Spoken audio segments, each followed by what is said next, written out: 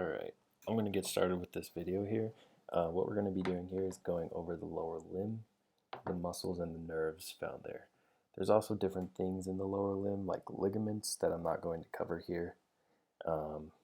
We're just mostly going to be covering those muscles and looking at the images of them, how to color. Alright, so we're just going to jump into our first group or talk about the groups we're going to be looking at. So we have all of these groups of the lower limb, so that each number represents how many are in each group, and these are the ones we need to know. Kind of like the upper limb, we break everything down into compartments. This is going to be the same. We need to know origin, insertion, and those are interchangeable with proximal and distal attachments. I just use origin and insertion because that's what Mark taught back in the day. But here's our groups we're going to be going over, and they all have common features and stuff that will kind of help us simplify everything. Things that we're not going to be covering, though, that you may want to review are things like the ligaments and maybe some blood traces. The blood traces aren't too bad on this exam. But we are not covering these. Okay. You be posting this. Yeah, if you just bookmark this page, this video will be uploaded to the channel. And you have that link. You should be able just to click that later. That's in your inbox. And then I'll post the PDF of the notes as well. Again, sorry this is coming a little late. I know the exam is already open, but that's life sometimes. And I couldn't figure it out last night. Nothing was working, so that's what I meant. Life sometimes just doesn't work out. Okay, so the first group we're going to be talking about is this group here. So these are our hip flexors. A common action is obviously going to be hip flexion. So flexion of the hip, that's the common action here. We have this muscle called the Psoas Major, so if I color that, I'll get a bigger color here. You won't have to color on your exam, but it's always good to know because it doesn't really act on the hip very much. So Psoas Major, we need to know its origin, and we can look at this picture and kind of see. So the origin is the lateral aspect of the lumbar vertebral bodies. So the lateral aspect of the lumbar vertebral bodies, and then it's also going to be the transverse processes as well, plus the transverse processes of the lumbar vertebrae. This inserts onto one of those trochanters on the femur, and it's going to be the lesser trochanter. So another thing with these hip flexors is they do hip flexion and they both insert onto that lesser trochanter. Okay, function, we already said they flex the hip. And the Psoas Major is innervated by just ventral rami. The nerve, if you were asked, you would just say ventral rami. And the specific levels are L1 to L3, but I don't think you really need to know that. Okay, so there's our Psoas Major. The next muscle we have is called the iliacus or iliacus. And it's going to be this blue one here. It also goes down to that lesser trochanter, so they should be going in that same area. So the iliacus, its origin is that iliac fossa. So iliac fossa is its origin or its proximal attachment, and it's going to insert the same area, lesser trochanter.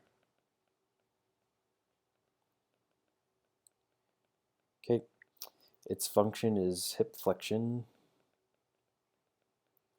and the nerve to this There's a nerve called the femoral nerve. The femoral nerve is going to innervate your anterior thigh muscles as well as this iliacus muscle. So the nerve is the femoral nerve, and that comes from the lumbar plexus, which you do not know how to draw, but it does come from the lumbar plexus. So there's those two muscles. They are hip flexors. So just some random notes here, just to keep things together. These are hip flexors. They both attach, I'll just do this, they both attach to the lesser trochanter. And then when the two muscles come together, when the psoas major and the iliacus come together, they create what's called the iliopsoas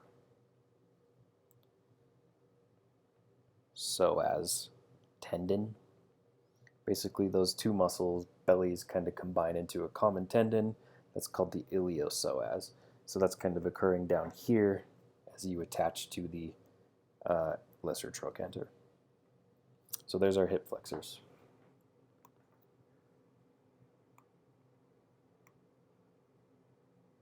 Just a second.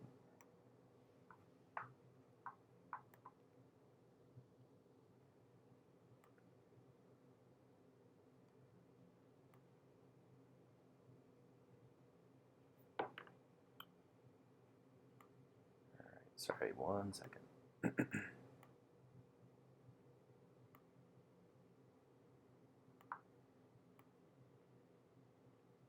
Okay, so there's the coloring. So now what we're going to do is we're going to look at the cadaver image. So this may help on your final practicum. I don't believe you've had that yet.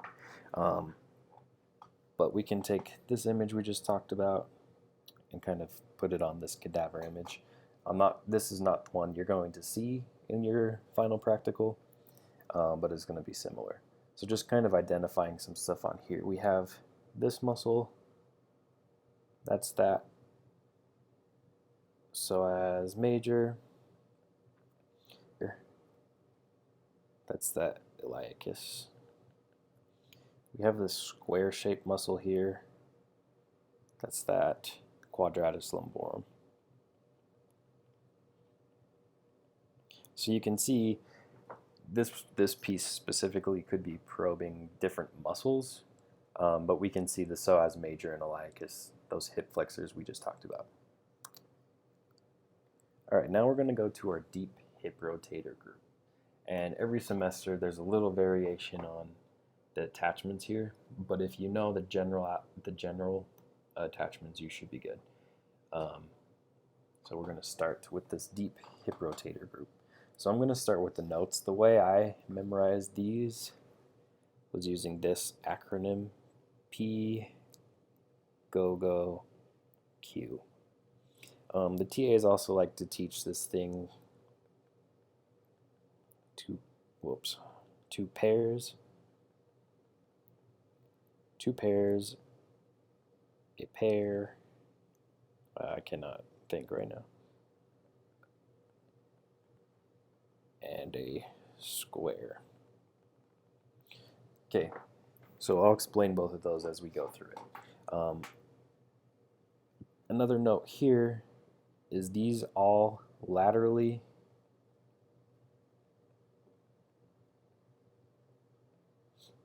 these are all hip rotators, and they all laterally rotate the hip. So lateral rotation of the hip. And then 5 out of 6 of them are going to insert into this common area, that greater trochanter. So common attachment here is the greater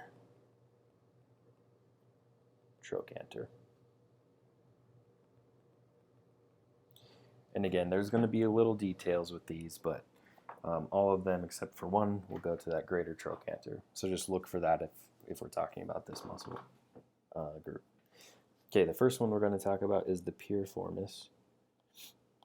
So piriformis is going to be this large muscle here, and then it kind of disappears under one of those gluteal muscles.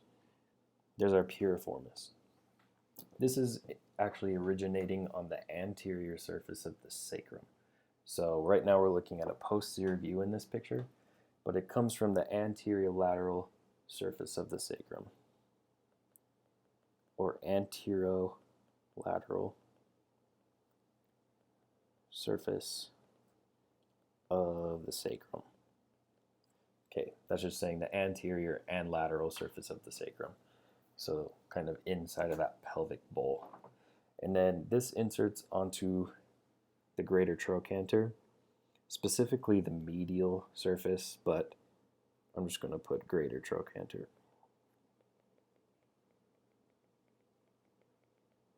So inserts onto the greater trochanter. Its function is that lateral hip rotation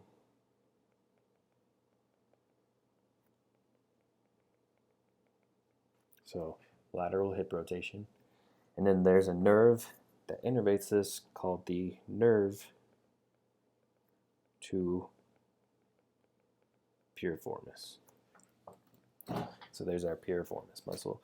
So in my mnemonic, that was this P, or my acronym, sorry, that was the P.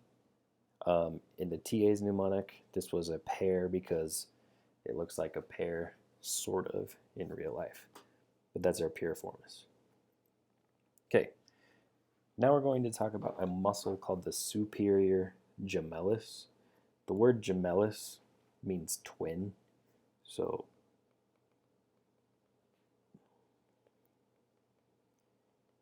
we have a superior twin and an inferior twin. And that will kind of be important as we're walking through this. But I can identify that muscle on this image right below the piriformis. It's going to be right here. So that's the superior gemellus. And in my mnemonic, it's this G here. In the TA's mnemonic, it's one of these two pairs. And we'll talk about what the other pairs are. Okay, so the superior gemellus is going to originate from a landmark trochanter.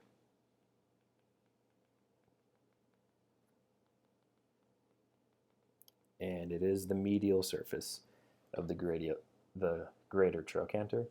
Again, just look for greater trochanter. All these are going to go over to that greater trochanter. Its function is lateral hip rotation.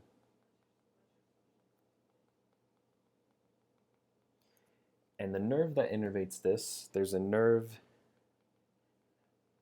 to the superior gemellus, but it also is the superior gemellus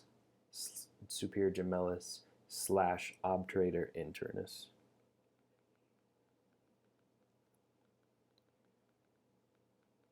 Okay, so there's a nerve to superior gemellus and the obturator internus. They're kind of combined, and then it will branch off. But those two muscles are right next to each other, so the nerve just supplies both muscles. So there's our nerve, or there's our superior gemellus. Okay, the next muscle we're going to talk about is the obturator internus. And if we zoom in, it's right below that gemellus superior, and then we can see it here.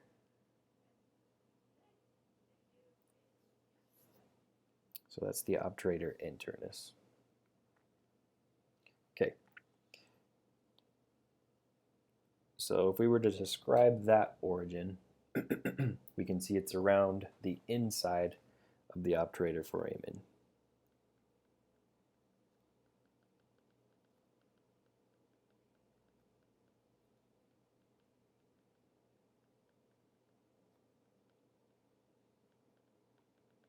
So this view again that we're looking at is a posterior view because here's our coccyx. So this is a posterior view. So we're looking onto the inside of the pelvic bowl. The other obturator would be like on the opposite side of that pink there. So we're looking at the inside of that, inside of the pelvic bowl or pelvic cavity. Okay. It inserts onto the greater trochanter.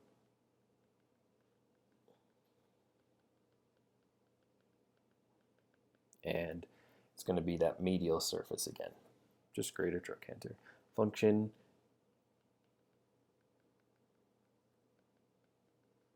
lateral hip rotation. And then we already discussed with the nerve. We had that nerve to, we had that nerve to the superior gemellus and the obturator internus. We can just copy that, put it down here, same thing. And you can see those are right next to each other, the blue and the pink. So the nerve is just going to be right there, and then it splits. And there's our obturator internus. So on my mnemonic, that's this one. On the TA's mnemonic, it's one of these pairs. I don't like the TA one. Mine keeps them in order as you descend from superior to inferior. So we have a P and then a GO, superior gemellus, and then the obturator internus. Now if we look at my mnemonic, we have another G, and that's going to be the inferior gemellus. So if we find that obturator internus, it's going to be sitting right below it like this. So there's our inferior gemellus. This is coming from the lesser sciatic notch.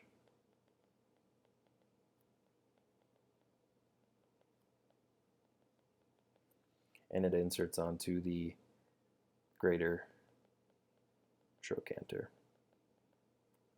Its function, lateral hip rotation. Okay, and this is another muscle that has kind of a weird nerve. It's called the nerve to the inferior gemellus, and it also innervates this muscle that we call the Quadratus Femoris. Okay, so nerve to inferior gemellus and Quadratus Femoris. So when we look at this cadaver picture here, we can see these muscles right here. There's 3 muscles here.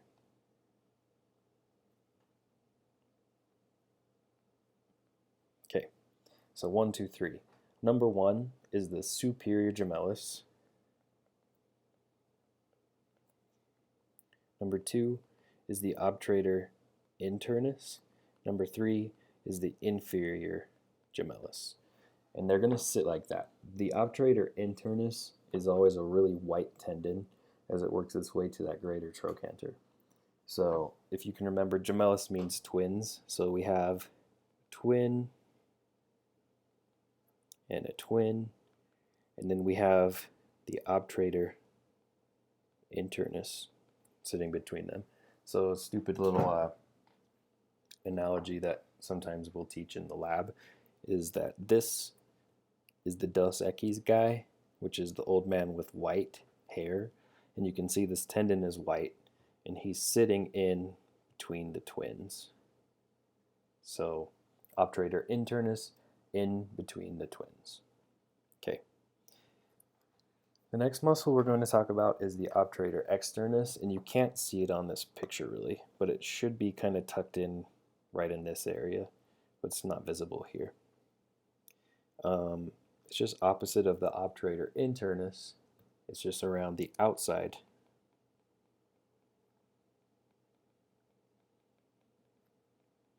of the obturator foramen.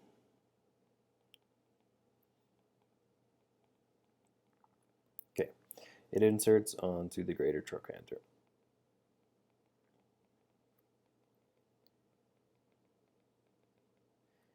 Function is lateral hip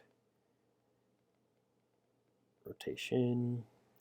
This muscle has its own nerve supply that's different from all of these ones. It actually has innervation from a nerve called the obturator. And the obturator nerve is going to innervate most of our medial compartment muscles, plus the obturator externus. So it kind of gets mixed up here. And again, you can't see it on this image here. And then finally, let's just label this. So obturator externus, that would be this O in my mnemonic, but you can't see it on the image. Okay. And then finally, we have the Quadratus Femoris. You can do that in red, and that was the Q in my mnemonic. and it's the square and the TAs. And I'm not going to do it. I'm going to do it in orange.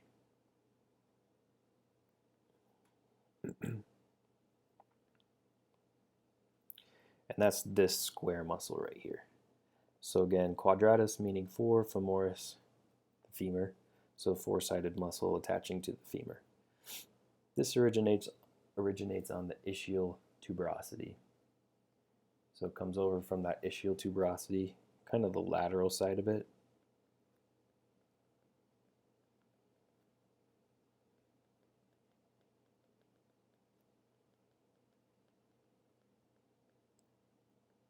And this is the one that does not go to the greater trochanter, which is right here.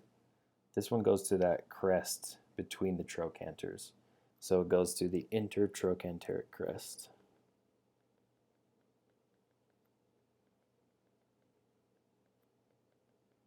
Okay, function, lateral hip rotation,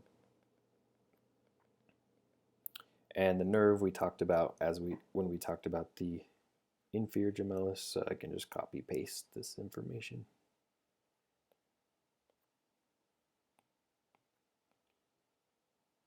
Cool. So those are deep hip rotators, 6 muscles. I like to say P, go, go, P, go, go, Q. That keeps them in order as they go from superior down to inferior. And then if we look at that cadaver image, we can see here's the P, then we have a G, O, G. Obturator externus is hidden, but it would be right below. And then here's our Q.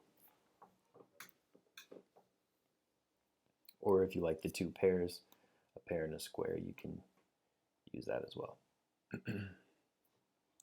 Okay, next group we're going to go to is the gluteal muscles. So we have 4 muscles here for the glutes. Some notes, mnemonic the TAs like to teach is this saying, 3 tense butts. So you have 3 gluteal muscles, and then you have this muscle that's a tensor. I don't think it's super necessary, but it can help keep things in order. First muscle we're going to talk about is the Gluteus Maximus. So that's our largest glute muscle. And if we locate it, it's right here. So if we're just looking at this image trying to describe origin and insertion, we can see it's connected down to that coccyx and the sacrum, as well as some of the os coxa. So we know we're going to have a kind of wordy origin for this. So the origin is the posterior lateral, that's just saying posterior and lateral, surface of the sacrum and coccyx.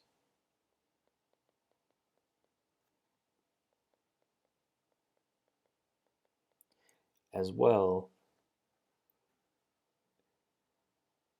that's a semicolon, as well as medial to the posterior gluteal line. So if you remember, we have those gluteal lines. Here's the posterior gluteal line. That glute max is going to attach all over right here. This is basically the attachment for that glute max. And we're medial to it because we're going medial this way. Okay, it has multiple insertions. So 2/3 of it, so I'm just going to move this right here. 2/3 goes to the IT band or the iliotibial tract. So just the IT band. And then the other 1/3 of that muscle is going to go to that tuberosity on the femur, that gluteal tuberosity. Okay, so there's our gluteal tuberosity and the iliotibial tract for the insertion, which is up there. Okay, the function of this muscle, it's going to have multiple, especially when we're walking.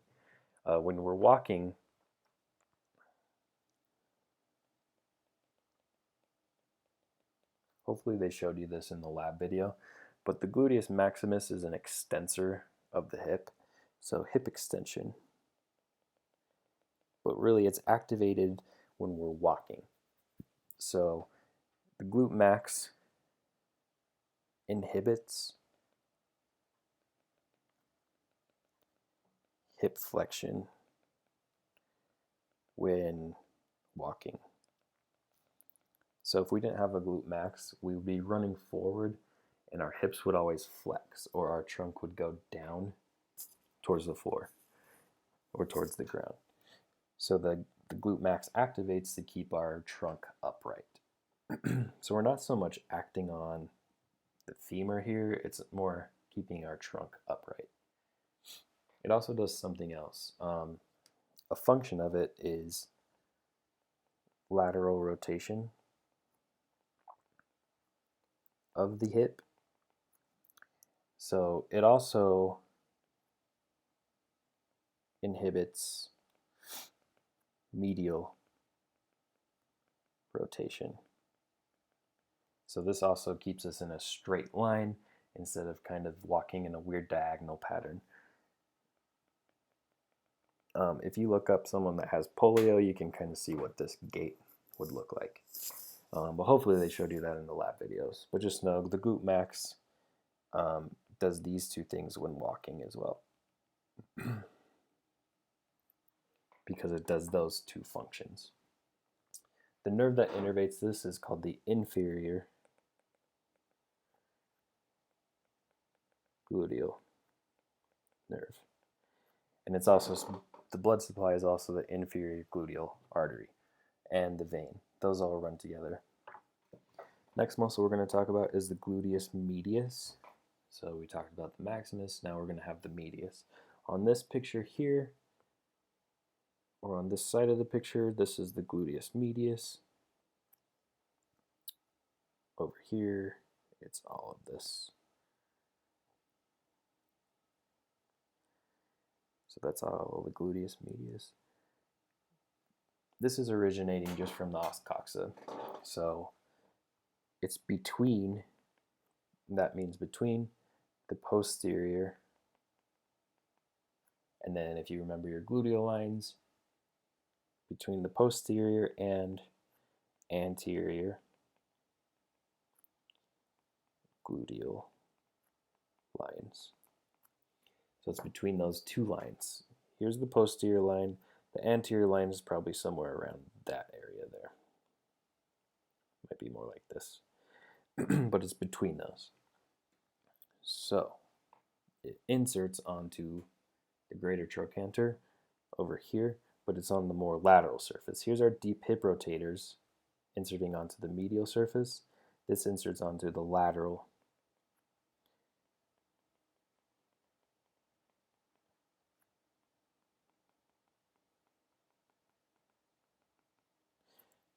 surface of the greater trochanter. So since it's going to the more lateral surface of our femur, on that more superior part, that's going to affect its function, and this is going to do abduction.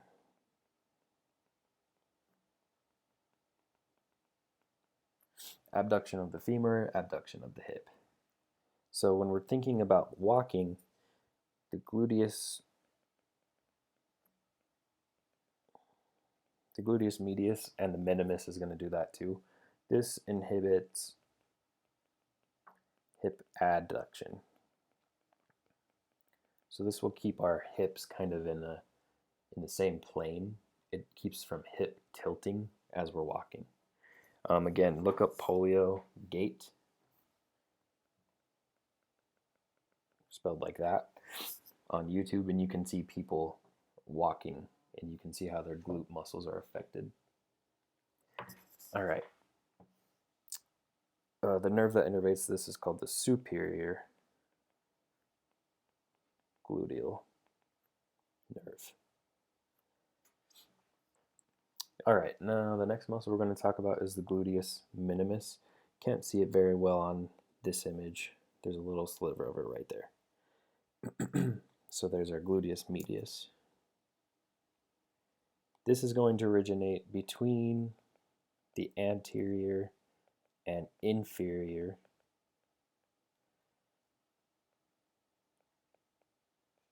gluteal lines. So between anterior and inferior gluteal lines. The next thing we need to know for this is where it's inserting, and it actually inserts onto the anterior surface of the greater trochanter.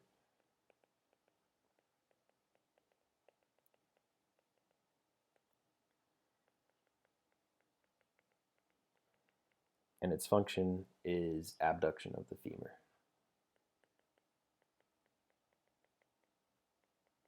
It can also do some medial rotation of that femur, but abduction is one of the main ones. So if we go back to our walking gait, we're just going to throw the minimus in here with it. Okay. The nerve is the superior gluteal.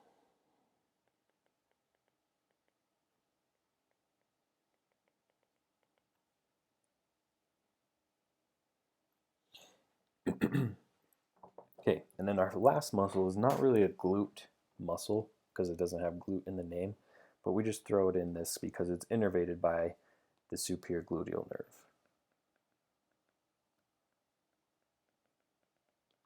This muscle can get really big on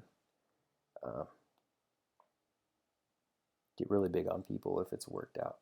So this is called the tensor fascial lata. The name tells us what it does. It tenses the fascial lata, which is just the fascia that surrounds your thigh. So the fascia around all of your thigh muscles, combining them all together. We can see it over here. So just the muscle belly. You don't color the whole IT band, which is over here. Over here. You don't need to color that because we're just coloring the muscle belly. This is going to originate up on that os coxa, and it's the lateral surface of the anterior superior iliac spine. So the anterior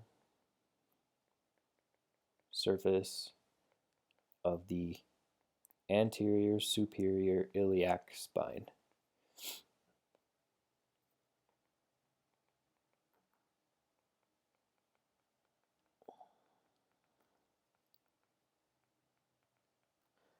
ASIS is just a quicker way of saying that. Anterior surface of anterior superior iliac spine. And it inserts into the IT band. And it's going to tense that. So it tenses the fascial lata, it tenses the IT band, which also does that. And that just acts as kind of a way to take forces from your leg and kind of spread it so the forces aren't so strong. It's also going to do flexion of the hip. So flexion of the hip, as well as what the name tells us it does. So there's our gluteal muscles. If we look at this, we've already seen this image, but now we can see the gluteal muscles. So we have this right here, that's that glute max. Over here,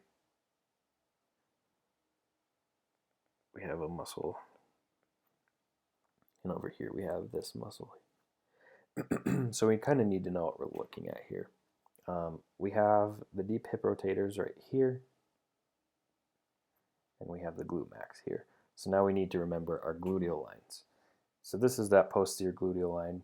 So this muscle has to be that Gluteus Medius. And then this image is a little confusing over here. This is the glute min. Okay, now we're going to go to the anterior thigh. Again, this is just kind of review for your kind of give you a taste of what the final practical might look like, and just how to take what you learn in lecture and apply it to that.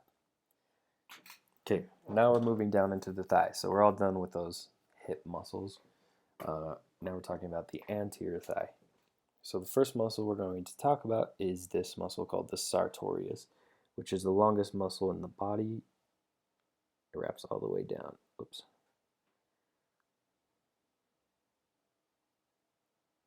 And its tendon is right there. So the sartorius has many names to it. It's the Captain Morgan muscle, which refers to its function. Taylor's muscle because it's really long. There's a lot of different ways to remember it, and we'll talk about those. So its origin is the anterior superior iliac spine. So it's coming from there, and then it inserts medial to the tibial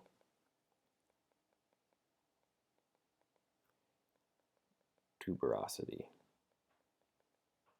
If we look at that, you can see the tibial tuberosity is right here. It's inserting just medial to it. And it's not running like right on the side of the leg. It's actually coming from more posterior and like acting as a pulley. So this is a pulley muscle.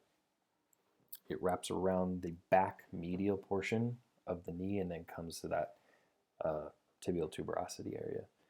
So this, I'm just going to move that function over here. Okay, so it's going to be a hip flexor. It's also a knee flexor because it's coming from more posterior. And then it also does lateral stance where he has his leg up in the organ muscle. The nerve that innervates this is called the femoral nerve. Create the quadriceps. They all come together and create this common group of muscle called the quadriceps. The rectus femoris is one of those muscles. We can draw it in here. And they all come together in this common tendon. That's why I colored the blue down and didn't color fully that tendon as it inserts onto the tibial tuberosity, because there's actually 3 other muscles that go there. So that tendon is going to be a common tendon with those muscles. So the rectus femoris comes from the anterior inferior iliac spine. So right below the sartorius, anterior inferior iliac spine. It inserts onto the tibial tuberosity. Okay. The functions, you just need to look at what joints it's crossing. It's crossing the hip on the anterior portion, so it's a hip flexor. And then it's on the front of the knee. So this is like your kicking muscle when you extend your knee. So this does extension of the knee. And the quadriceps in general are all knee extensors.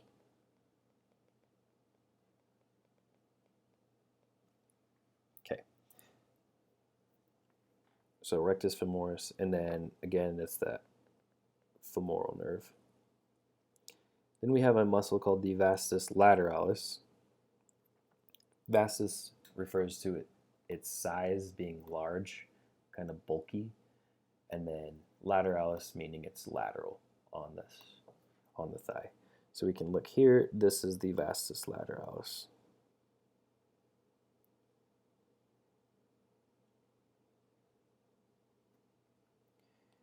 This originates from the posterior part of the femur, and it's just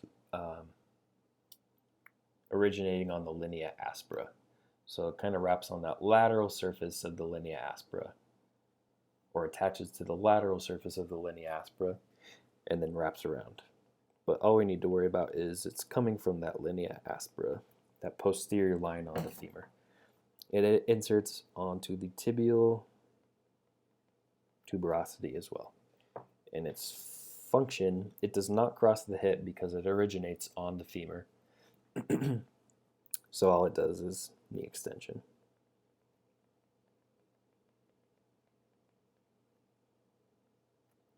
And the nerve is that femoral nerve.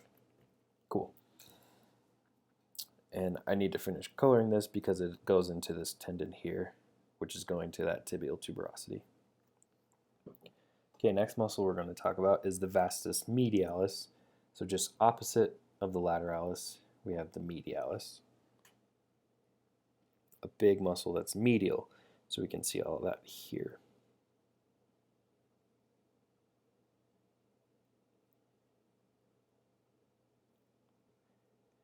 And then this is where the lines get kind of iffy. Pretty sure it should only be there though. Okay, this originates on the medial side of that linea aspera. But all we need to worry about is linea aspera here. It goes down to the tibial tuberosity. It's in the extensor. And it's the femoral nerve. Okay, so if you just know, quadriceps are pretty basic. Okay, then we have a muscle called the Vastus Intermedius, which you can't see on this picture. You'd have to cut off the rectus femoris, you'd have to cut that tendon here and then right here, and then you could peel it up, and the intermedius would be right under that rectus femoris. But this is going to originate not on the linea aspera, but it's on the more anterolateral surface of the femur. So it's just coming off the surface of the bone on the anterior lateral surface of the femur. And it inserts into the tibial tuberosity because it's part of the quads. Function is knee extension, and the nerve is that femoral. That says femoral. Okay, and then another muscle we can't see on this image is called the Articular Genus, or Articular Genu, if you want to pronounce it the correct way. This originates on the anterior distal femur. So if we were to imagine where it is, it's going to be kind of this triangular muscle back here, and it's deep to all the other muscles. So anterior distal femur, it inserts into the joint capsule. So if you remember, you have that synovial joint of the knee. It inserts into the fibrous membrane portion.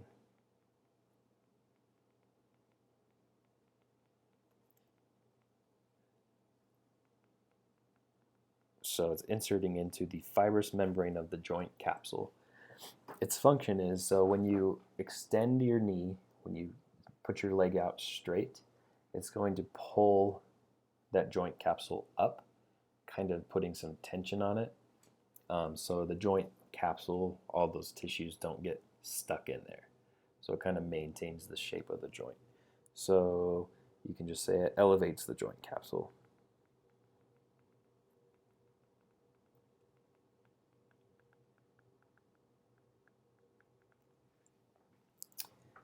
And that's when the knee extends.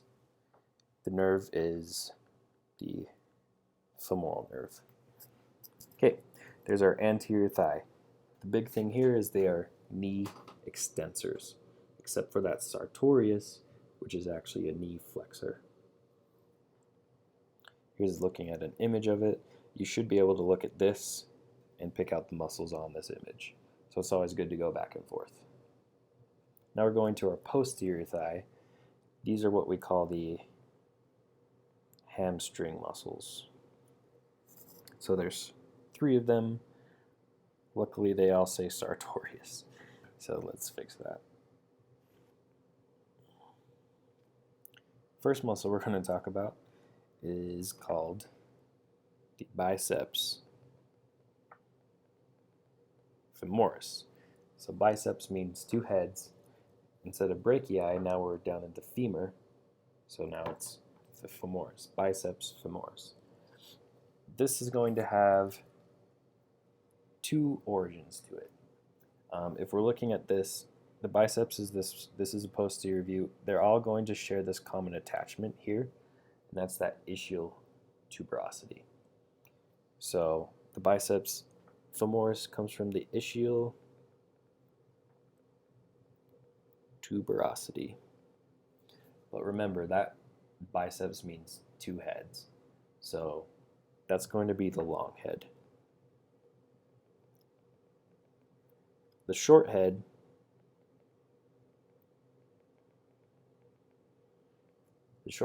actually comes from the lower half of the linea aspera.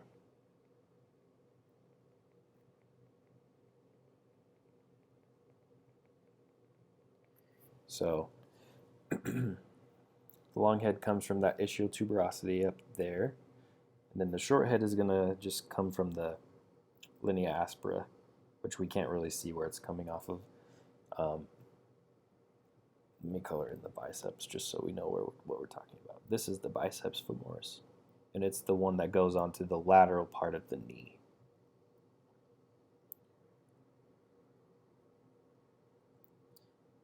So it's the one from the posterior compartment that goes lateral. The rest go on the medial side of the knee. This is going to insert onto the head of the fibula. It's kind of on the lateral surface of that head of the fibula. Put that little bone over there.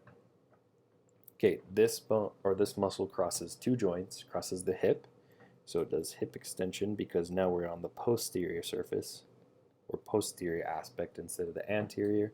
So hip extension, and it's on the posterior part of the knee, so it also does knee flexion.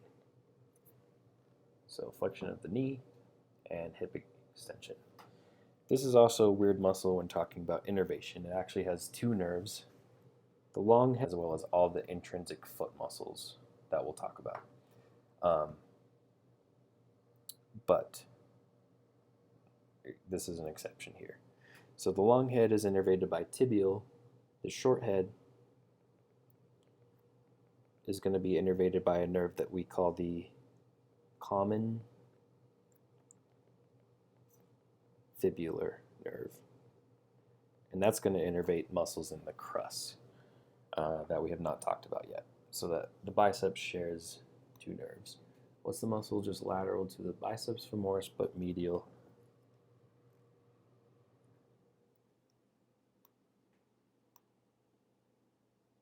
It's a good question. It's probably a vastus muscle. Let me see. I have coloring that shows all of it. I'll double check that. But you're talking about this muscle right here. Pretty sure that's a vastus lateralis there, but I can double check.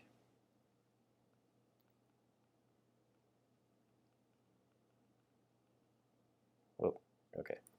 I know what I'm saying. Okay, so there's our biceps femoris of the weird shared innervation. Okay, the next muscle we're going to talk about, let's get rid of this sartorius. We have these two muscles that start with semi, meaning half. So we have a semi-tendinosus, which means half of it is tendinous, half of it is muscular. And we have this one, semi-membranosus, which means it's partially membranous, meaning very connective tissue. It's not like a tendon, it's more like an aponeurosis, which is also a tendon, but it's more of a sheet-like tendon. So we're going to talk about the semitendinosus first. Semitendinosus I can color. It's going to come from that ischial tuberosity, and it's this one that's more tendinous. So this green, here's the muscle belly, and then it becomes tendinous down as we move distally. And again, you guys don't have to color this. It's not a worry for you guys. So semitendinosus is the ischial tuberosity. And then this is another muscle that's going to insert medial to the tibial tuberosity.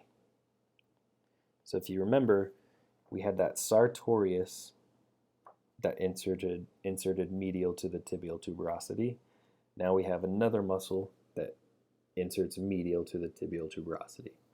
There's going to be a third one, and we'll talk about that concept called the anatomical tripod when we get there. So there's our semitendinosus. This function crosses two joints, so hip extension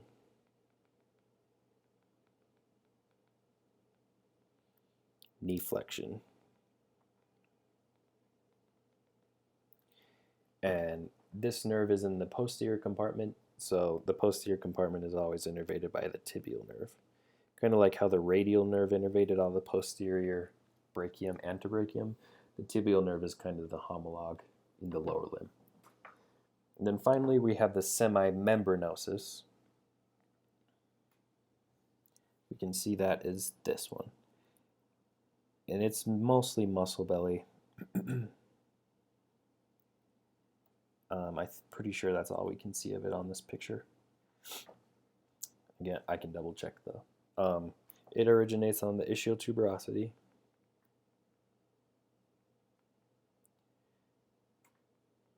So as we go through these, you should be finding the commonalities. All of these have come from the ischial tuberosity.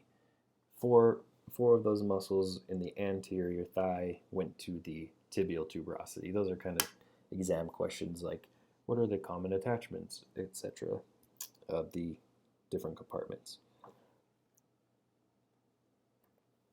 This insertion is kind of weird. It's on the posterior. So if you can remember your landmarks, we have the condyles of the tibia. This is on the posterior surface of the medial condyle.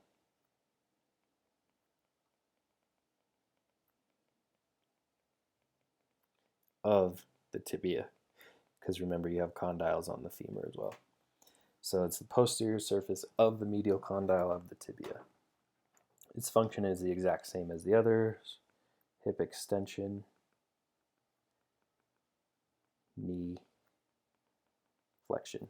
I just thought of something. I'll post one of these things that I'm filling out, along with my own notes, because I know my handwriting is terrible. But if you just go through and put your notes onto this, I think it would be a good resource for you to have. The nerve is tibial nerve. Okay, so there's our posterior thigh, the hamstrings. Here's looking at an image of it. So we can find the ischial tuberosity here. We should be familiar with these by now. Those are those deep hip rotators. And we see this muscle going onto the lateral side of the knee. That's that biceps femoris. And then the other two go on the medial side. We can see this one has a very defined tendon, so that's the semitendinosus. Whereas this one, this white area, that's the membrane I was talking about, how it gets really aponeurotic. And this is some of the muscle belly over here. But that's the semimembranosus. So just 3 in that posterior thigh. Now we go to the medial thigh. So there's a couple sayings for this. I'm sure the lab videos have talked about it. There's one. So pink lemonade, bubble gum, and then mini M&Ms. So that's one mnemonic that you can use for this. One that I like is 4 ducks pecking grass. So translating mine, we have 4 ducks, which refers to 4 adductor muscles. So we have 4 adductors. Pecking, we have a muscle that says pec, or starts, or that is called pectineus. Grass, we have a muscle called gracilis. So whatever works for you guys. But the first one we're going to talk about is that pectineus muscle. We can see that on this anterior view. This is the pectineus muscle. So we're in the medial thigh. Some things with this, you can see they're all called adductors. So a common action here is going to be adduction. There's a lot of these muscles that attach to the linea aspera.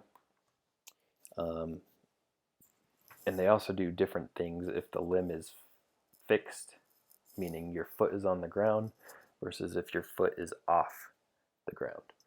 And we'll talk about those. So pectineus, the name is nice because it tells us its origin and insertion. If you can remember, we have the pectineal lines of the pubis and the femur. So we have the origin is the pectineal line.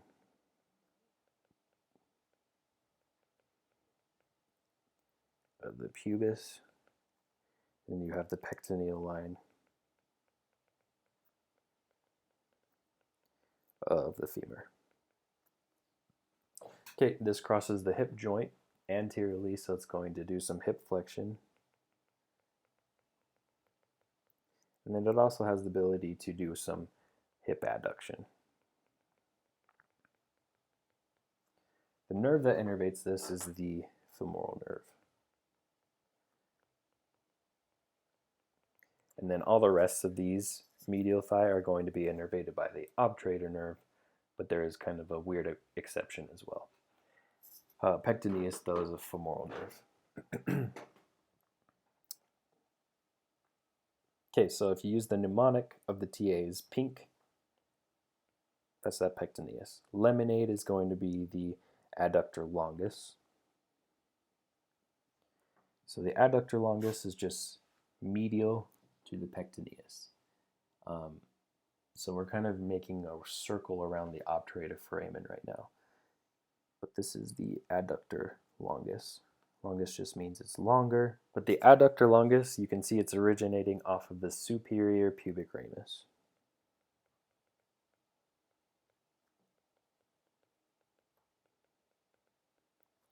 And this is inserting onto the lower half of the linea aspera.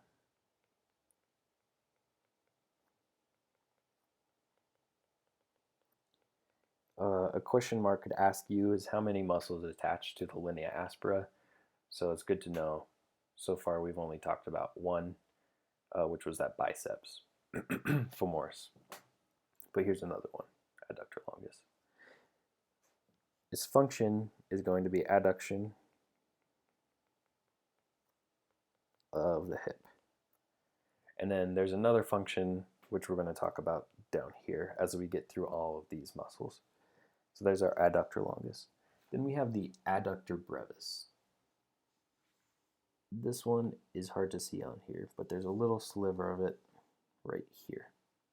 So what we'd have to do is we'd have to cut off the adductor longus, and then we'd be able to expose the brevis there. So again, not the best picture for that muscle. This is going to originate on the anterior surface of the pubic body.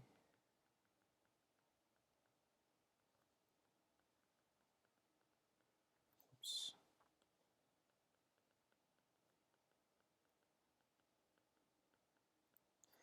And it inserts onto the upper half of the linea aspera.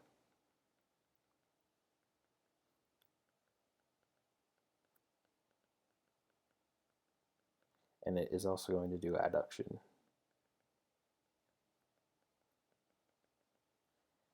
Oh, and these both are innervated by obturator nerve. Okay, so there's our adductor brevis. That was our blue guy. That's the bubble in bubblegum. Now we're going to talk about this muscle called the gracilis, which is a really long muscle, not as long as the sartorius. A lot of people get those mixed up because they're pretty close as you move down to the knee. But the gracilis is this thin muscle here. And then it becomes tendinous down here. We can't really see the tendon because it kind of passes posterior to that sartorius. This is the sartorius though. And that semitendinosus is just disappearing. Sorry, I mean the gracilis is disappearing there. The gracilis is going to come from the inferior pubic ramus. And you can see it's inserting medial to the tibial tuberosity.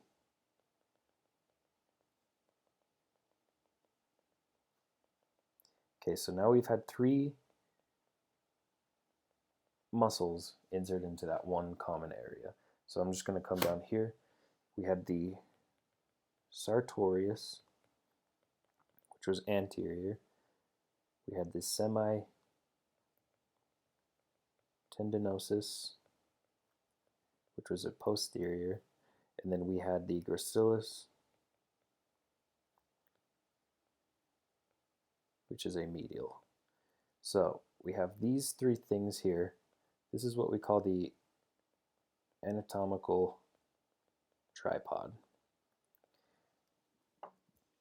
The important thing here is there's three compartments, meaning there's three nerves,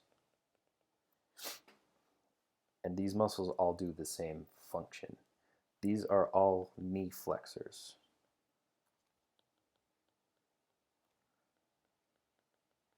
Wow. Knee flexors. So this is clinically relevant because if you want to test these muscles or these nerves, flexing the knee is not a good test because there's so many things that flex the knee. So if you damage the femoral nerve and you want to test the sartorius, probably not a good idea to have them flex the knee because you have like 4 other muscles that do that. So that's the key thing here. And where all of the tendons come down together, so if this is the tibial tuberosity, so tibial tuberosity, and those tendons all kind of come down like this, medial to the tibial tuberosity. This right here is called the pes anserina, which just means goose's foot. They're just describing how those tendons look as they come down medial to the tibial tuberosity. That's all that's trying to describe there.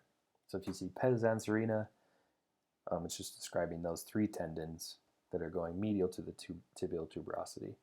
But that's the anatomical tripod. Okay. Adductor minimus, can't see it on this image,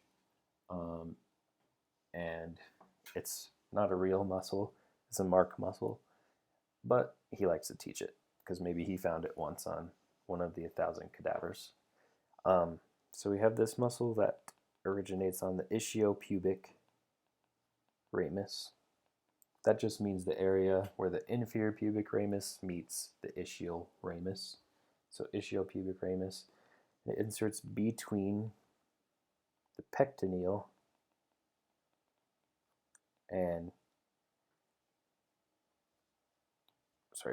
pectineal line and the gluteal tuberosity.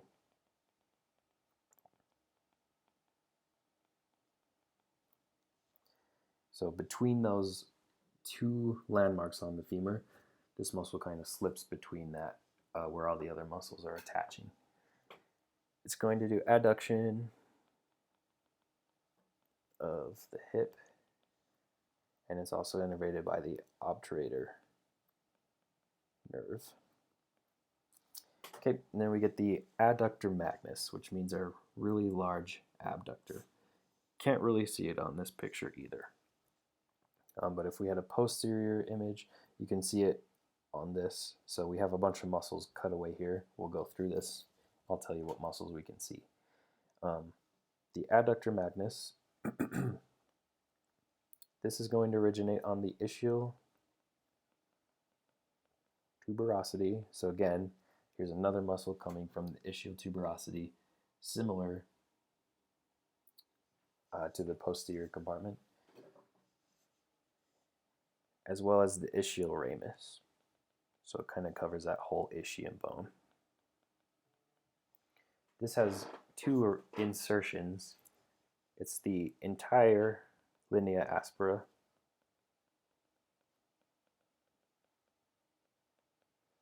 and then the adductor tubercle, which is on that femur,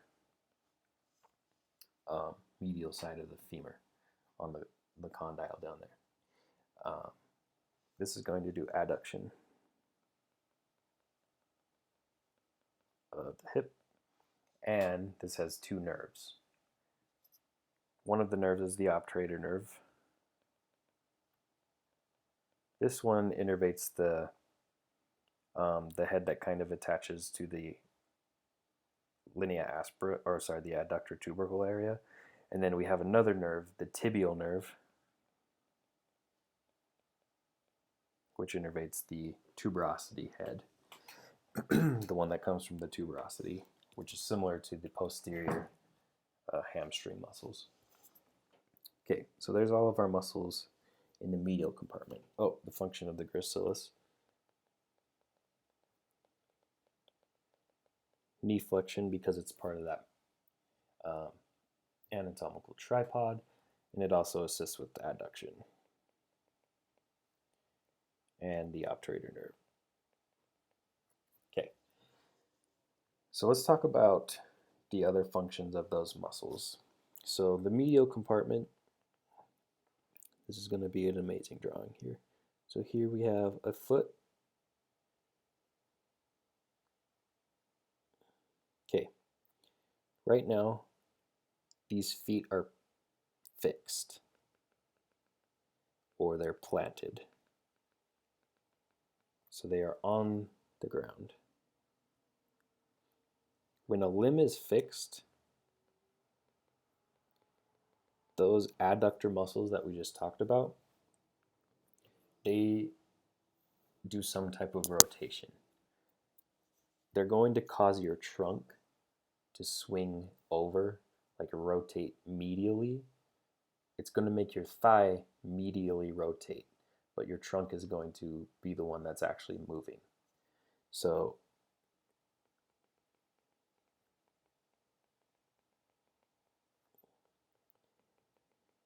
this is like if you stand on one foot, if you stand on your right foot, you're standing up on your right foot, and you lift your left foot up, your right foot is going to be fixed on the ground. And if you rotate your body, so you rotate your trunk, you point your chest towards the right, that's your hip is medially rotating right now, but your trunk is the one that moved. That's just when your limb is fixed. So that's what I'm talking about there. So if you do that, that should make sense. You put your right foot on the ground and you point your chest towards the right side of the room. Your hip is medially rotated, but it's not actually like rotating. So if you lift that right foot up, so put your left foot on the ground and you lift your right foot up, now if you laterally rotate, these muscles will do lateral rotation of a free limb. So sorry, I was doing it trying to explain. So when the limb is off the ground, so now here we have this foot is planted, and then we have this foot off the ground. You get lateral rotation. And now we're actually rotating that hip joint. Whereas before we're actually like moving the lower limb, whereas before we were more moving the upper body. So when your limb is fixed on the ground, it's going to do medial rotation. When your limb is off the ground, it does lateral rotation, and that's both of the hip.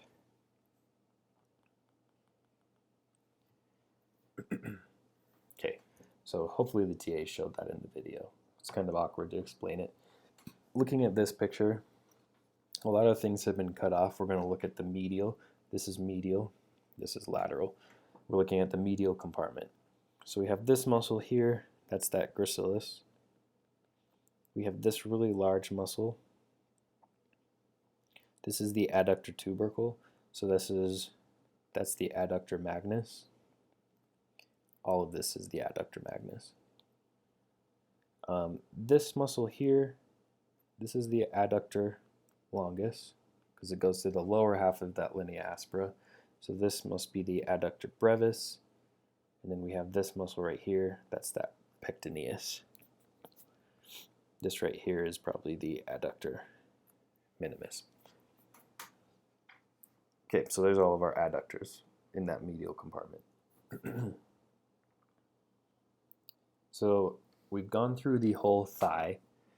A big thing on this exam is cross-section. So you want to be familiar with what we're looking at here. I can just go through and tell you how I look at this, and then you can play it over so it makes sense. So the first thing you need to look at is the bone. So we have one bone here. There's a lot of muscles. This tells me I'm looking at the thigh. This is the femur. I need to know my landmarks, and I know there's the linea aspera that runs on the back of the femur, which is right here. So that tells me this is posterior, which means this is anterior, because that linea aspera is always posterior. Next thing you look at are these blood vessels here. Those are your femoral vessels. They are always on the medial surface of the thigh. So this is medial, that's lateral. They're medial because that's more protective than having them exposed out more laterally. Okay, so now I can kind of see my compartments. I have the medial compartment somewhere over here. I have the posterior compartment. I have the anterior compartment here. So I'm going to start in the anterior compartment. I have this big muscle here, and it's lateral, so that's going to be my Vastus Lateralis. I have the Vastus Medialis here, and then the Vastus Intermedius is just between them. Then I have this one. This is the Rectus Femoris, because it's always sitting on top of that Vastus Intermedius. And then the final muscle, this fascia is actually drawn incorrectly on this image. It should be kind of going like this. You don't want that. This is the sartorius. The sartorius always covers the femoral blood vessels as they run down the thigh. If we look at the real cadaver picture, here's the sartorius with the femoral. You can see it's always covering them from the integument. Okay, so there's our anterior muscles. You can't see the Articularis Genus. We look at the posterior, and you have to remember what was the muscle that was lateral. That was the Biceps Femoris. That's the one that moved more lateral. Then we have the semitendinosus and the semimembranosus. There's a mnemonic that will help you kind of walk through these. But there's our posterior muscles. We have this really large muscle. This is the Adductor Magnus, because it's a big chunk of meat there. And then we have this thin muscle that's also medial. This is that gracilis. And then this is going to be the Adductor Longus. The Adductor Longus always sits on this side of the femoral blood vessels. So if we look at this one, here's the Adductor Longus. This is creating what's called the adductor canal. There's a little canal here for those blood vessels created by some of those muscles, sartorius and Adductor Longus. So there's the whole cross section. This cross section can translate over to that one, which you might see on your practical. A mnemonic to help you remember kind of the order of this. So you have beef, steak,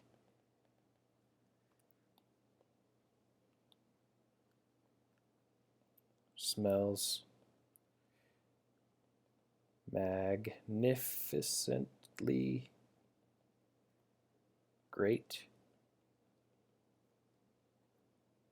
and then always.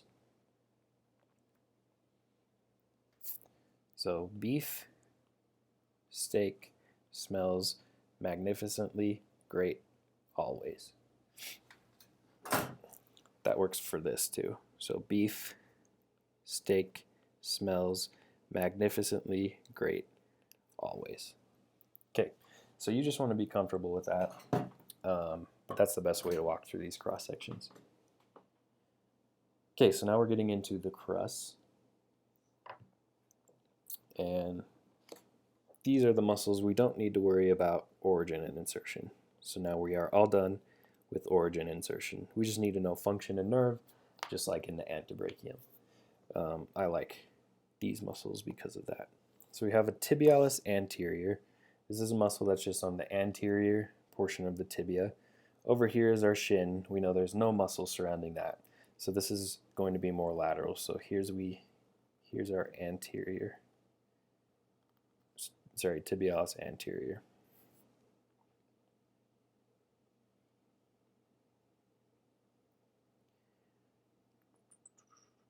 I think that's up. There's a lot of lines, it's hard to tell. So no origin insertion.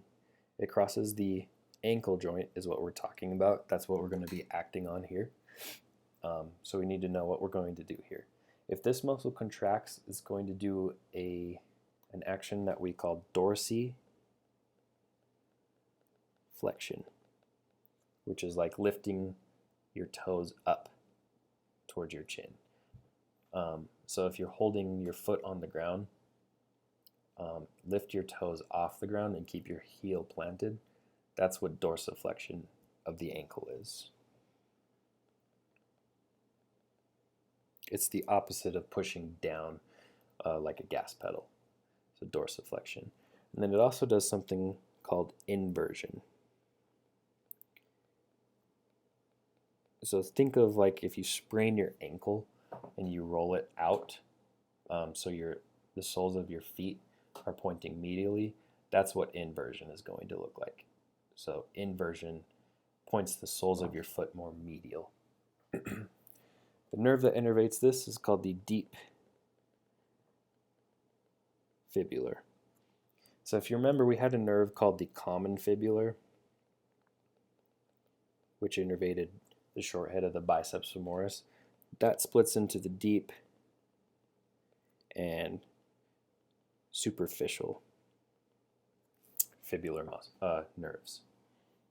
So the anterior crus is innervated by the deep fibular. Extensor Digitorum longus.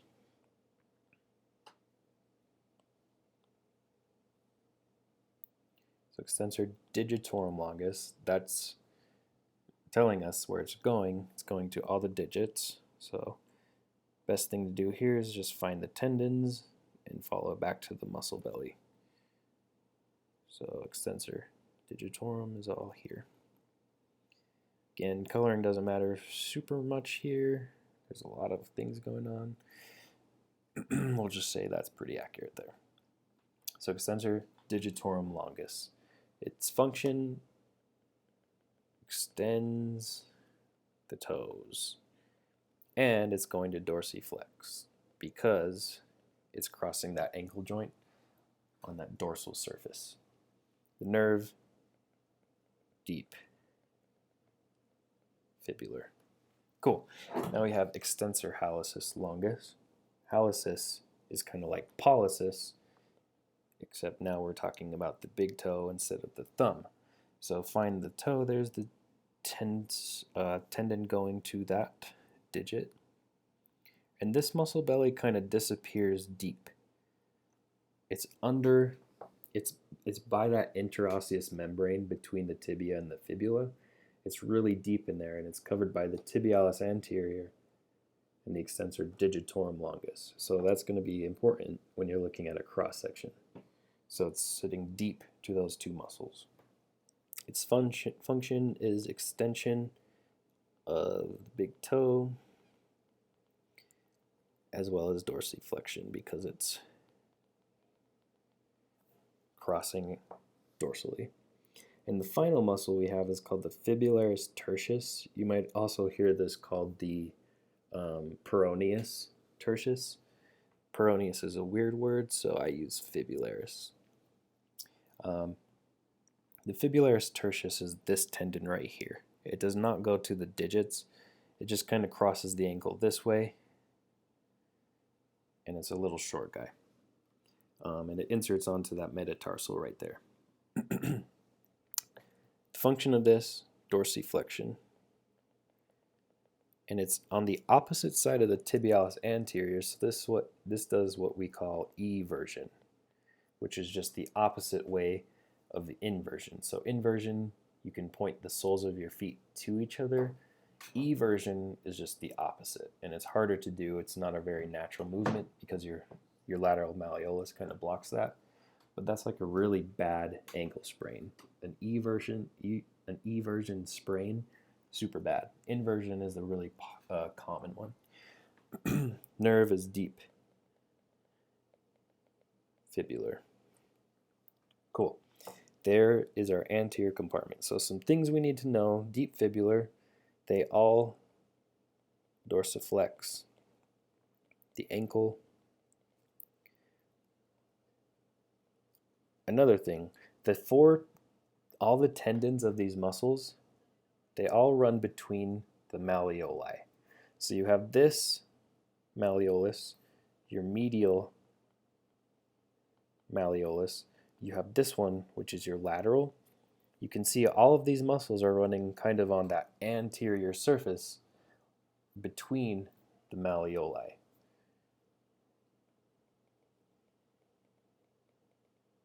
Malleoli just means both malleoluses. Um, okay, that's about it for those ones. If you need a mnemonic to remember these, they spell teeth, which is also feet. Cool. Looking at this image, so you can identify that lateral malleolus, medial malleolus is over here. So we have all of these muscles, which are our anterior compartment. This isn't the best image, but just be aware. That's kind of how I would find them on the practical. Okay, so now we get to the posterior crust. And we have all of these muscles. The way we break this down is so the three superficial ones are all going to share this common action, kind of a common insertion that we don't need to know, but it kind of helps to know where things are going. And the four deep ones, kind of the same thing. There's going to be a common insertion point, kind of common pathways. We're going to talk about the three superficial ones first. So we have this muscle called the gastrocnemius. When I first learned it, I called it the gastrocnemius. It doesn't matter. But you can call it whatever you want. The gastrocnemius is this large muscle here. And it's a superficial, and this is the one when you do calf workouts, you can see kind of the two bellies. And it inserts into this thing, which we call the Achilles tendon or the tendocalcaneus. But that's kind of a shared tendon. So really just be aware where the muscle belly is. This down here is that tendocalcaneus, also known as Achilles. So our gastrocnemius, it crosses two joints, crosses the knee, and crosses the ankle. We don't need origin insertion. So its function is it flexes the knee. And then instead of dorsiflexion, this is the one that lifts you up onto your tippy toes, or it's like a gas pedal. So we call that plantar flexion. So it flexes the knee and plantar flexion. It's kind of like the jumping motion. The initiation with your knee flexion, and then your plantar flexion to go off the ground.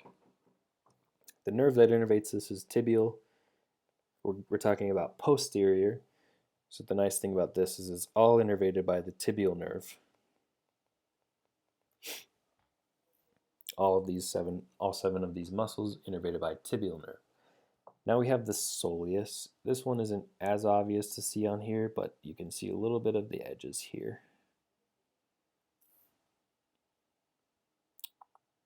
Yeah, that's probably it.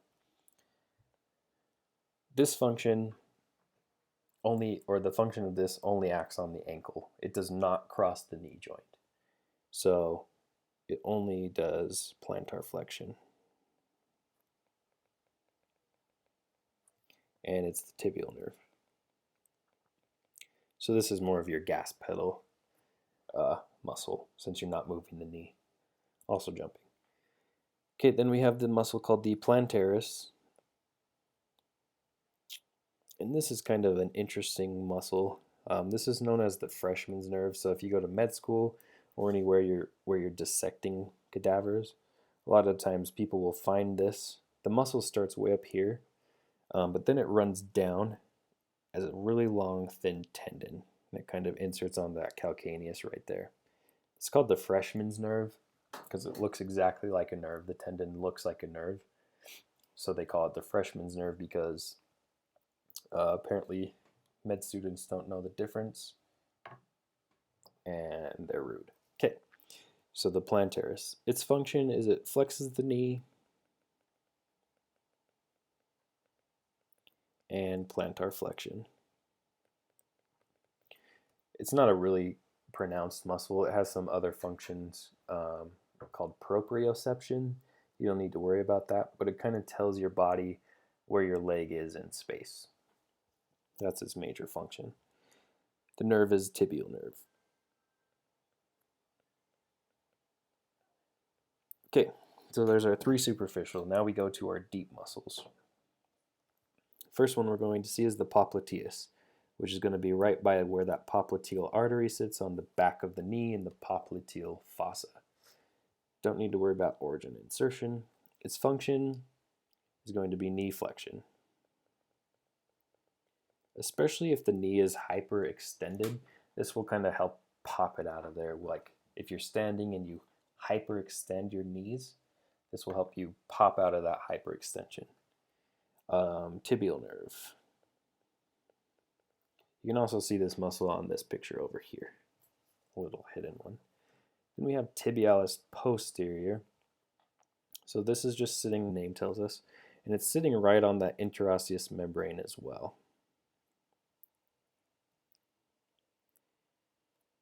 And it's this tendon that's on the outer side, so it's the most medial tendon over here, right there. So it starts in the middle of the crus, but then it goes way medial as we go behind that medial malleolus, and that's going to be a key thing to think about, and we will talk about that. This function is plantar flexion. So that's a plantar flexor. The nerve is the tibial. Okay, then we have this muscle called the Flexor Longus. So we're going to the big toe. And it's actually this one. So it's the most lateral of these three tendons you can see crossing behind the medial malleolus. So this guy. The Flexor Longus, you do not need to know this, but it's on the fibula. The fibula is smaller, so this muscle is going to be smaller than the Flexor Digitorum longus because it's only acting on one digit. It's not acting on a bunch of digits.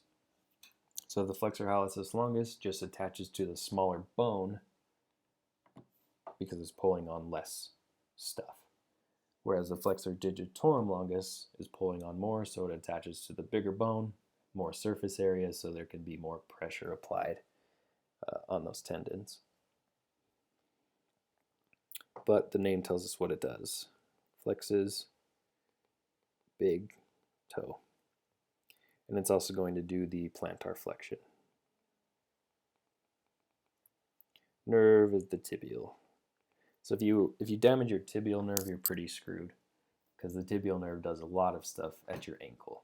So walking becomes impossible. You also can't move your toes at all. Flexor Digitorum, do that in this pink color here.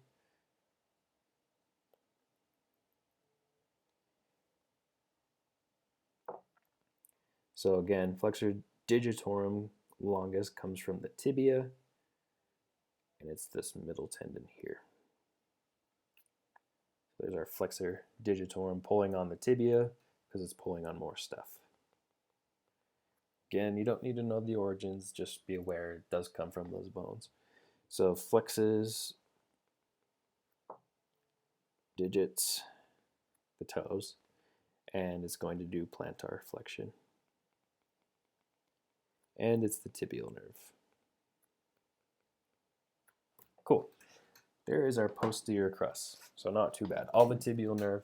If you damage the tibial nerve, you get something that's called foot drop. You cannot you can't, when you walk, your foot kind of just slaps against the ground. You can lift up your thigh fine, but it's impossible to plantar flex, and your foot just kind of flops against the ground. Okay, so looking at that medial malleolus. So let's say that this is the medial malleolus here.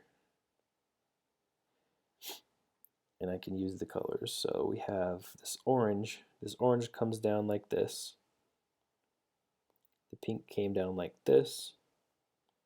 And then the purple comes like this. So Mark likes to teach this is the Tom, Dick, Harry. So those three tendons, as we move from medial to lateral, those are the Tom, Dick, and Harry, the Three Stooges. As they go around the medial malleolus, they sit in that Tom, Dick, and Harry. Tibialis anterior, tibialis posterior, Flexor Digitorum longus, and Flexor hallucis longus. But you can see as we're up in the crust where this dotted line is, it's not the same. So be aware of that. It turns into Dick, Tom, and Harry. Okay, here's the cadaver images. You should be able to go through these and kind of see what we're looking at. The tendons aren't super exposed here, but you can kind of just get a look at what they look like. And then lateral crust, and then we're done with the crust, and then we'll move into the feet. So we have two muscles in the lateral crust. They're both innervated by the superficial fibular nerve. They both plantar flex. One more thing with this posterior. You can see all of the muscle tendons are passing posterior to the medial and lateral malleolus. So just opposite of the anterior. They're always posterior to those medial malleolus, and the deep ones go behind the medial malleolus. Well, the superficial ones kind of go into that Achilles tendon. The lateral muscles, so the lateral muscles are on the fibula, and they all pass behind the lateral malleolus. So the two tendons go behind the lateral malleolus. Okay, so our Fibularis longus, it's the longer one.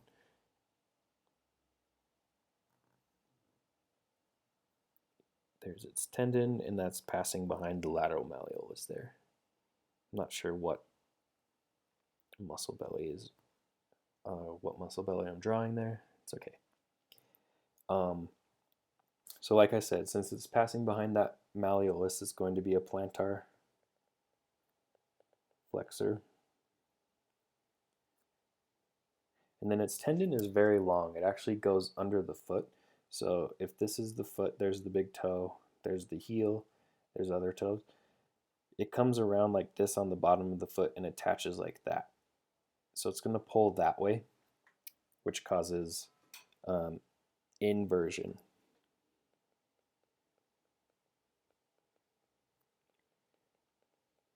So it inverts the ankle. So plantar flexion and inversion of the ankle. And I'll show you a picture of where that tendon is going, because I'm not the best artist. Sorry, not inversion, eversion.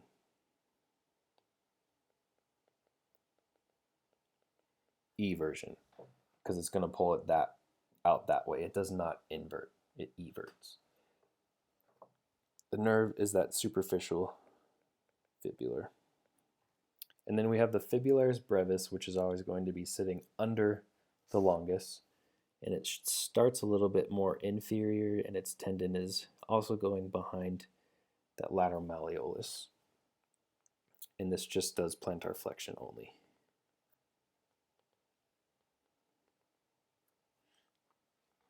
It probably assists with the eversion as well because it's over on that side. So I take that back.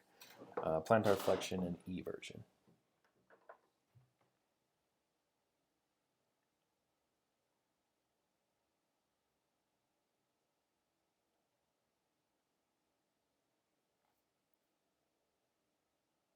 Okay, sorry about that. Okay, so there's our lateral crust compartment. And kind of the important things we need to know are those nerves.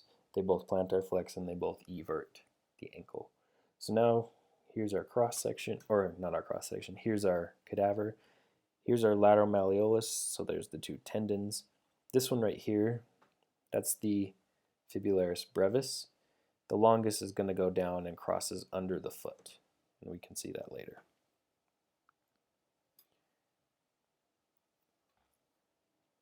And now here's our cross section. So now we're looking at the tibia and fibula. So we know this is medial because there's our shin. This is lateral. This is posterior because there's way more muscles. This is anterior. It's not as hard to orient as the femur or the thigh was.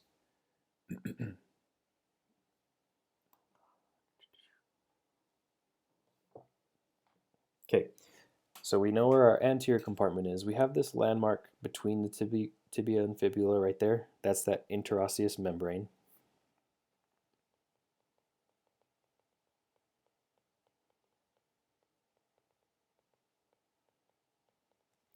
Okay, so that kind of defines our anterior from our posterior. On this cross section, it's being represented, or this dotted line represents this cross section. So the dotted line we've seen on all of the images, that's representing this cross section. So we're not going to see every single muscle, just because that's where we are. But on the anterior part of the tibia, we got that tibialis anterior, and then we have the extensor digitorum longus. And if you remember, I said that the extensor hallucis longus goes deep. There it is, extensor hallucis longus. And it's deep to those two. It goes under them and touches the interosseous membrane. Our lateral compartment, we only have two muscles, the fibularis longus and fibularis brevis. There's one in the anterior that we can't see. That's that fibularis tertius. That's because this cross section is too high. So looking at this cross section up here, the fibularis tertius is way down here. That's why you can't see it on this cross section. So there's our anterior and lateral. Now we just have the posterior. So we have this. These two are the gastrocnemius. This big one is the soleus. And then right here, that's that plantaris tendon. So just a tendon between those two. And in this space, this is actually where people will put calf implants. There's this little cleft between the gastroc and the soleus. They'll put a little implant in there to have nice Ray Allen calves. That's pretty weird though. Okay, then we're going to our deep compartment. We can't see the popliteus because we're not up at the knee joint. So we have the Tom, Dick, and Harry. And if you remember, it's not Tom, Dick, and Harry here. It's Dick, Tom, and Harry. Around the medial malleolus is Tom, Dick, and Harry. But just remember the tibialis posterior is always touching the interosseous membrane. The Flexor Digitorum longus has to be on the back of the tibia because it's pulling more. And then the Flexor hallucis longus is on the fibula because it's pulling only only the big toe. One toe versus four. And there's the cross section. So if you have questions, let me know. But it's not too bad. Okay, so now we're getting into the foot. And then we're done. So we're in the intrinsic foot muscles now. So intrinsic means kind of like the hand had intrinsic hand muscles, the thenar and hypothenar. Now we're looking at the intrinsic foot muscles. There's no hypothenar, stuff like that. But there are 4 layers of muscles. And then there's one layer that sits on top of all these. That's just the plantar fascia or plantar aponeurosis. Maybe you've heard of something called plantar fasciitis, but it's basically this big sheet that sits right here on top of all these layers of muscles. So we'd have to dissect that away to get into our muscular layers. So this layer 1, there's an acronym for this, for all the layers, but layer 1 is AFA. One nice thing about the foot is if a muscle starts with an F, it's going to have the word brevis with it. If it doesn't start with an F, it does not have a brevis. So just keep that in mind. So we have the abductor hallucis. So abductor hallucis, that means the big toe, so that's this big guy over here. Abductor hallucis. The name tells you what it does. Abducts the big toe. The nerve for this one, so the tibial nerve comes down and it splits into a lateral and medial plantar nerve. Sorry, so medial and lateral plantar nerves. And those are branches of the tibial nerve. This is innervated by the medial plantar nerve. It's kind of similar to the median and ulnar nerve in the hand, but in this case, both of these nerves are from the tibial nerve, medial and lateral. The medial plantar nerve is going to innervate what we call the one laugh. So in this case, the A is that abductor hallucis. It's kind of anything related to the big toe side of the foot. So there's our abductor hallucis in our first layer. Then we get the Flexor Digitorum brevis, because we had the longus, which came from the posterior crus. And you can see these ones split. So similar to the hand, we had the Flexor Digitorum superficialis, which split. And then we had the profundus, which pierced through. That same kind of thing happens, but it's the Flexor Digitorum longus that pops through, and the brevis is the one that splits. And you can see what joints they're going to be acting on here. So some of them will be at the DIPs, some will be at the PIPs. Yeah, Ray Allen's calves. I don't know if anyone has better calves than him. Anyway. Okay, so there's our Flexor Digitorum brevis. The name tells you what it does, flexes the digits. We can specify what digits. That's the proximal interphalangeal joint. And then it's also going to do the metacarpal phalangeal joints. So the proximal IP joint is this one. The metacarpal phalangeal joint is this one. That's kind of covered by those. Okay, then we get abductor digiti minimi. So we're looking at the pinky toe, and there's our abductor digiti minimi. So you can see this is A, F, A, our first layer. The name tells you what it does. Oh, and this is going to be innervated by the lateral plantar nerve. So the Flexor Digitorum is the medial plantar.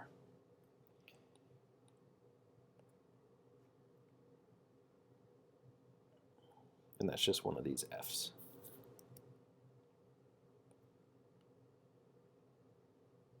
Okay. So there's our AFA layer 1.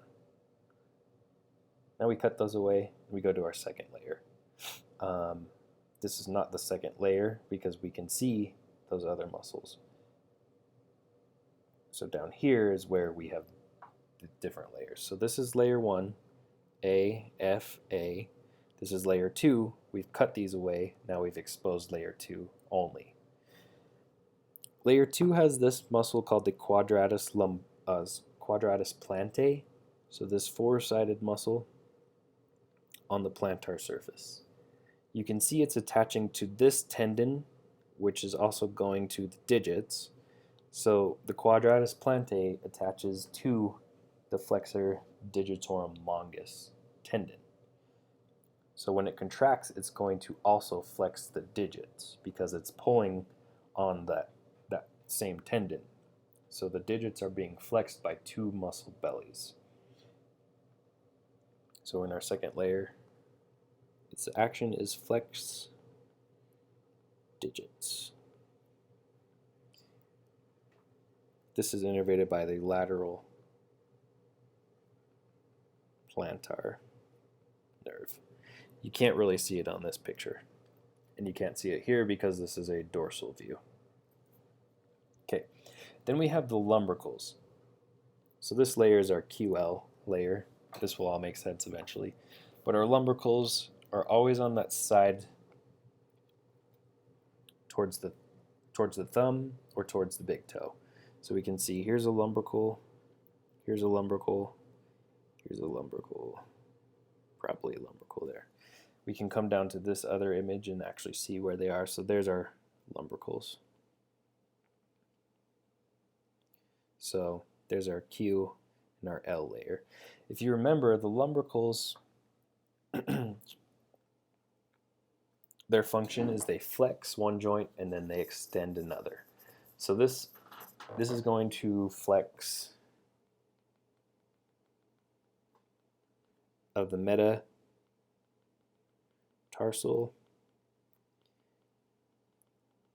phalangeal joint, and then extend proximal interphalangeal joint. So just similar in the hand, they're always on the side of the toe toward the big toe. I don't imagine these are super strong. I can't flex any of my individual joints. The nerve, so the first lumbrical is innervated by the medial plantar. That's part of the one laugh. When we say one laugh, we're talking about that first lumbrical. And then 2, 3, and 4, those are all innervated by the lateral.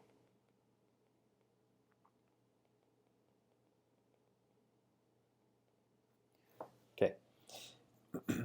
So then we get to layer 3. This is our FAF layer. So just kind of opposite of the layer 1, which was AFA. Layer 3 is FAF. So we have the flexor hallucis brevis.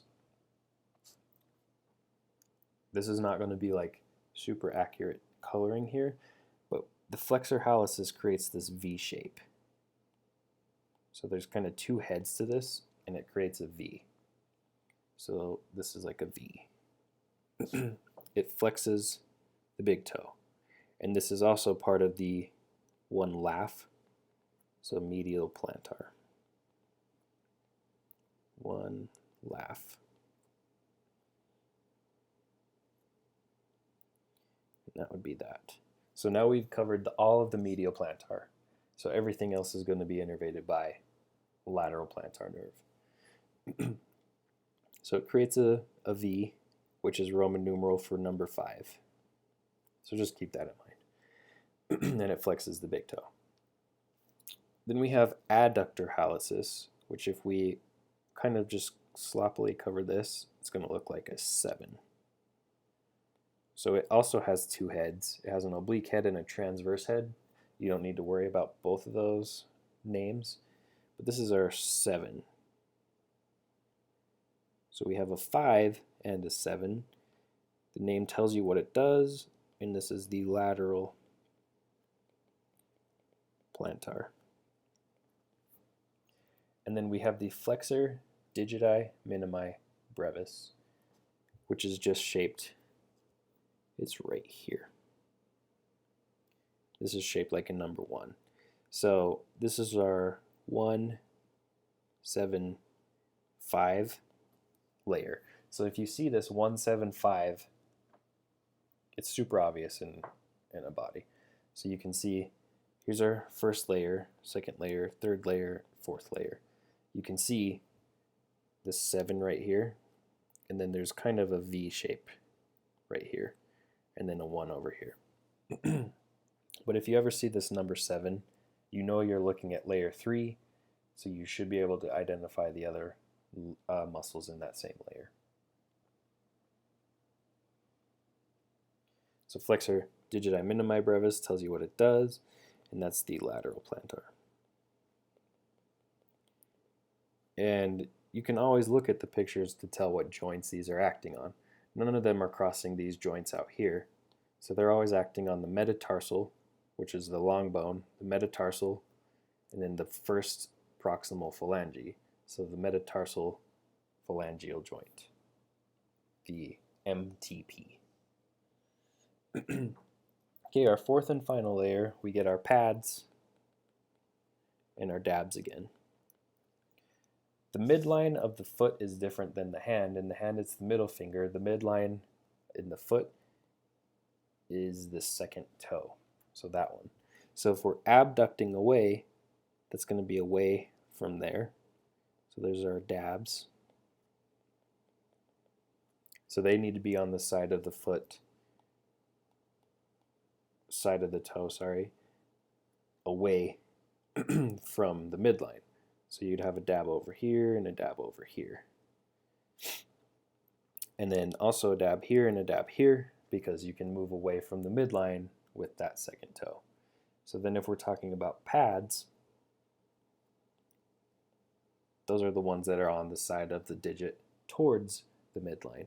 So we should have one over here, have one over here, have one over here. And then we have the adductor hallucis already, so that one doesn't really have one.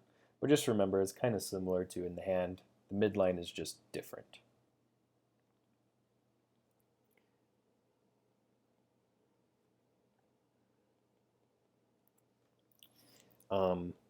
These are both lateral plantar, and they're going to abduct or adduct, depending on which one we are looking at. Abductors, adductors. Okay, dabs and pads. Now we're on the dorsal surface, or the top of the foot, and we're using this picture. So we have a muscle that goes to all the digits on the back, so we call that the Extensor Digitorum brevis. So we had a longus and a brevis. Here's the brevis, it's on the back side of the foot. This is innervated by the deep fibular nerve. So we're on the top of that foot. That deep fibular nerve that innervated Extensor Digitorum longus continues down to innervate Extensor Digitorum brevis. And then those are going to extend the digits. And then we have Extensor hallucis brevis, extends the big toe. You can see it here. Same thing, we had a longus, so we have a brevis, and it's innervated by that same nerve as well.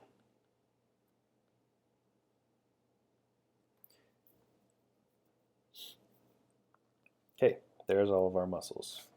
So the mnemonic, or the acronym for this, is AFA, QL, FAF, PD. So there's our first layer, second layer, third layer, fourth layer. Just remember, the first layer starts with an A. It's the first letter in the alphabet. So AFA, QL, FAF, PD. So the saying is AFA,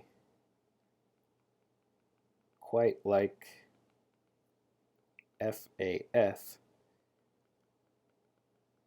pretty dumb, because it's a really stupid mnemonic.